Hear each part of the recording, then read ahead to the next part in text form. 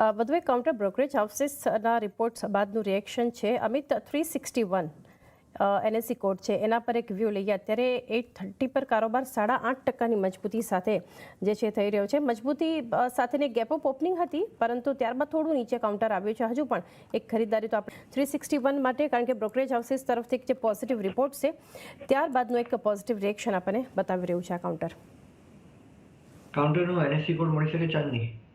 જી, NSC code છે અમિત 361. સુદીપ, અગર તમે પણ એના પર અગર વ્યૂ આપી શકો. 361 એનએસસી કોડ રડારમાં નથી આવી મારા. જી સુદીપ, આપના તરફથી વ્યૂ કોઈ 361?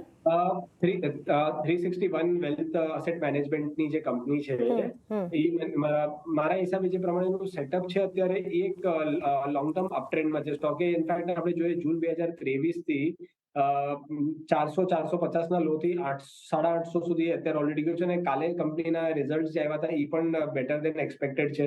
ઇનફેક્ટ ઘણા સારા છે. તો મને લાગે છે એક સ્ટ્રોંગ અપટ્રેન્ડમાં છે. કદાચ આજે રિઝલ્ટ જે ઓવરઓલ પોઝિટિવ સેન્ટિમેન્ટ પછી જે થોડુંક સેલોન વાઇઝ પ્રોફિટ બુકિંગ આવી રહ્યું છે, પણ આને તો પણ મારા હિસાબે લોંગ ટર્મ પોર્ટફોલિયોમાં હોલ્ડ કરવા જેવો સ્ટોક છે. તો ઓવરઓલ 750 નું લેવલ જ્યાં સુધી નહીં તૂટે ત્યાં સુધી મને લાગે છે અહીંયા લોંગ ટર્મ પર્સપેક્ટિવથી આપણે 1200 ના લેવલ્સ આવી શકશે. તો ઓવરઓલ 750 ના સ્ટોપ લોસ થી અને ટ્રેલિંગ સ્ટોપ લોસ થી હોલ્ડ કરવું જોઈએ. ફ્રેશ બાય કોલ નથી, પણ જેની આગળ એક્ઝિસ્ટિંગ ઓલરેડી હોય એ હોલ્ડ કરી શકે છે 750.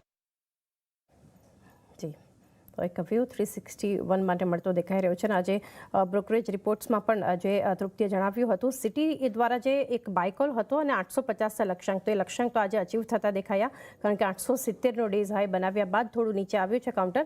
અને